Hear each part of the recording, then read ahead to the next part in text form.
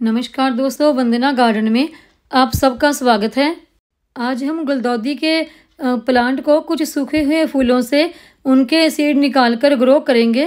तो देखिए, उसके लिए मैंने गुलदाउदी के कुछ फूल ले लिए हैं। इनमें से हम जो फूल बिल्कुल सूख चुके हैं उन्हीं का इस्तेमाल सीड निकालने के लिए करेंगे। जो फूल इस तरह के वाइट हैं, अगर आपके पास सूखे फूल नहीं हैं तो उनको आप धूप में सुखाकर भी उनके सीड निकाल कर ग्रो करने के लिए इस्तेमाल कर सकते हैं। गुलदाउदी के प्लांट को आप दो तरीके से ग्रो कर सकते हैं, सीड से भी और कटिंग से भी। अगर आपके गार्डन में गुलदाउदी के प्लांट लगे हैं तो उनकी कुछ कटिंग लेकर आप उन्हें कटिंग को लगाकर इस तरह भी प्लांट ग्रो कर सकते हैं। और इस तरह से आप गुलदाउदी के एक ही प्लांट से ढेरों प्लांट बना सकते हैं।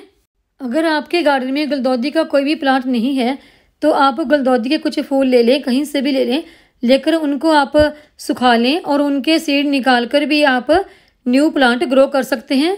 अगर गुलदाउदी का प्लांट एक दफ़ा आपके गार्डन में लग जाता है तो उसकी कटिंग लेकर या उसके सूखे हुए फूल लेकर आप न्यू प्लांट ग्रो कर सकते हैं और आपको बार बार इसके प्लांट या इसके सीड मार्केट से खरीदने की ज़रूरत नहीं पड़ती।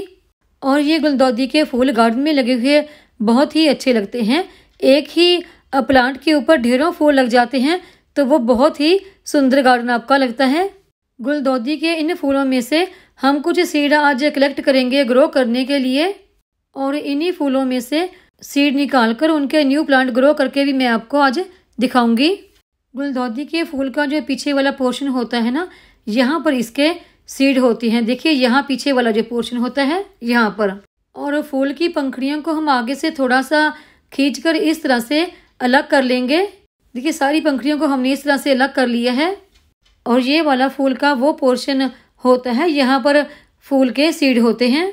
इन फूलों में से इनके सीड निकाल कर भी मैं आपको दिखाऊंगी। इनके सीड जो हैं वो बहुत ज़्यादा बारीक होते हैं।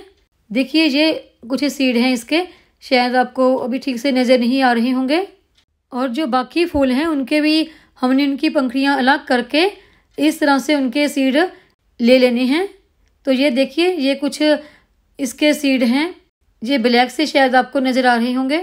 और जो बाकी फूल हैं उनकी भी पंखुड़ियाँ अलग करके हमने अच्छी तरह से मसल कर इनकी जो पंखुड़ियाँ हैं उनको अलग कर लेना है।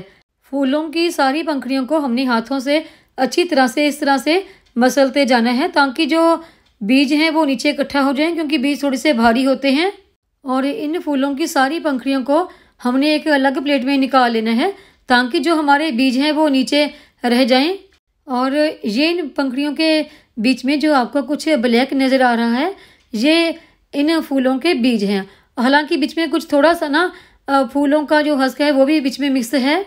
फूलों के जो बीज हैं उनको मैं आपको अपने हाथ के ऊपर रखकर दिखाती हूँ। देखिए, 3 से 4 बीज हैं जो ब्लैक ब्लैक आपको शायद नज़र आ रही होंगी अब तो क्लियर। और ये गुलदाउदी के काफ़ी सारे जो सीड हैं वो हमने ग्रो करने के लिए इकट्ठा कर लिए हैं। तो अभी हम इनको ग्रो करेंगे। गुलदाउदी के सीड ग्रो करने के लिए देखिए, ये मेरा गमला तैयार है। इस गमले को मैंने किचन वेस्ट, मिट्टी, सूखे पत्ते इन्हीं से तैयार किया है। जितने भी मैं अपने गार्डन में मेरे गमले हैं उन सभी को मैं किचन वेस्ट से ही तैयार करती हूँ। और मेरी जो फ्रूट हैं या सब्जियां हैं या फूल वाले प्लांट हैं वो बहुत अच्छे उससे ग्रो हो जाते हैं। इस गमले में मैंने थोड़ी सी कंस्ट्रक्शन साइट की रेत और नीम खली एक्स्ट्रा थोड़ी सी मिक्स कर दी थी ताकि मैं इसमें सीड ग्रो कर सकूं। जिस गमले में या ग्रो बैग में आपको कोई सीड ग्रो करने हैं या कि प्लांट न्यू लगाना है तो उस गमले की जो मिट्टी है वो बहुत ही भुरभुरी मिट्टी होनी चाहिए। इस तरह की मिट्टी में हमारे प्लांट बढ़िया ग्रो हो जाते हैं। ये गमला अब हमारा न्यू सीड ग्रो करने के लिए तैयार हो गया है। तो चलिए अब हम इसमें सीड ग्रो कर लेते हैं। ये सीड जो हमने कलेक्ट किए हैं इनमें कुछ जो पंखुड़ियों का हस्क है वो भी मिक्स है, तो वो भी हम साथ ही ग्रो कर देंगे।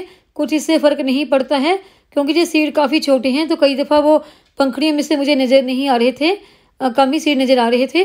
तो कुछ पंखुड़ियाँ भी इस तरह से मैंने साथ ही ग्रो कर दी हैं।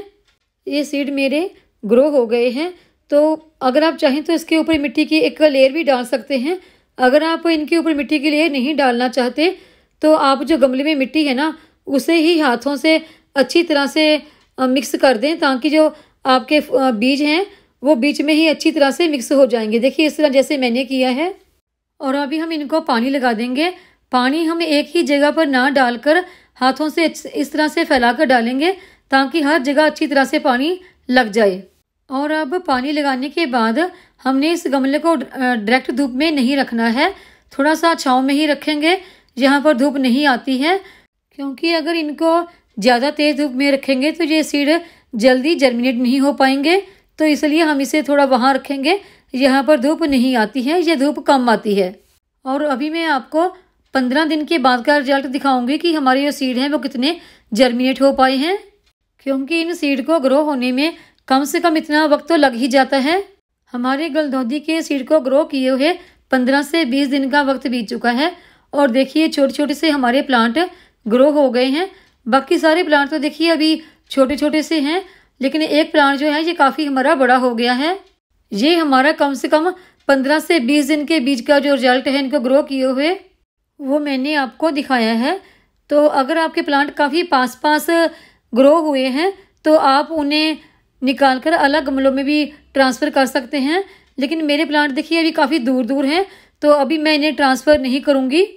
और देखिए कुछ दिन और बाद का रिजल्ट, यानी कि इनको ग्रो किए हैं अभी 25 दिन का वक्त हो गया है। तो देखिए ये प्लांट अभी और थोड़े से बड़े हो गए हैं।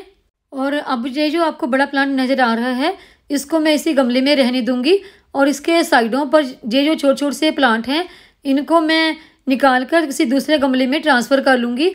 तो जब भी आपको कोई इस तरह का प्लांट ट्रांसफ़र करना है तो आप उसे खींचकर या पकड़कर बिल्कुल ना निकालें, किसी स्पून की हेल्प से आप उसे निकाल कर दूसरे गमले में लगा सकते हैं, ताकि जब आप प्लांट को निकाल रहे हैं तो उसकी रूट जो है वो बिल्कुल भी डिस्टर्ब ना हो, और प्लांट को बिल्कुल भी पता नहीं चलना चाहिए कि उसे ट्रांसफ़र किया जा रहा है। और देखिए अभी हम इस प्लांट को पानी बिल्कुल भी नहीं लगाएंगे, क्योंकि अभी मिट्टी काफ़ी गीली है और अभी ज़्यादा गर्मी का मौसम भी शुरू नहीं हुआ है। तो जब इस गमले की मिट्टी पूरी तरह से सूख जाएगी तभी आप इसको वाटरिंग करें, नहीं तो ये प्लांट हमारे ख़त्म हो जाएंगे, क्योंकि ये अभी छोटे हैं। और अभी हमने इस गमले को डायरेक्ट धूप में भी नहीं रखना है, बस थोड़ा सा सेमी शेड एरिया में ही रखेंगे, यहाँ पर सिर्फ थोड़ी देर के लिए ही धूप आती हो। और देखिए इस तरह से ना आप गुलदौदी के फूल सुखाकर उनके सीड निकाल कर उनसे न्यू प्लांट ग्रो कर सकते हैं। और इस तरह से आप सिर्फ गुलदौदी ही नहीं, किसी भी प्लांट के अगर आपको फूल मिल जाते हैं तो उनको सुखाकर उनके सीड निकाल कर उनसे न्यू प्लांट ग्रो कर सकते हैं। वीडियो देखने के लिए धन्यवाद। वीडियो को लाइक करें, चैनल को सब्सक्राइब करें, शेयर करें, कमेंट करें, बेल आइकन को ज़रूर दबाएं ताकि मेरी आने वाली हर वीडियो का नोटिफिकेशन आपको मिलता रहे।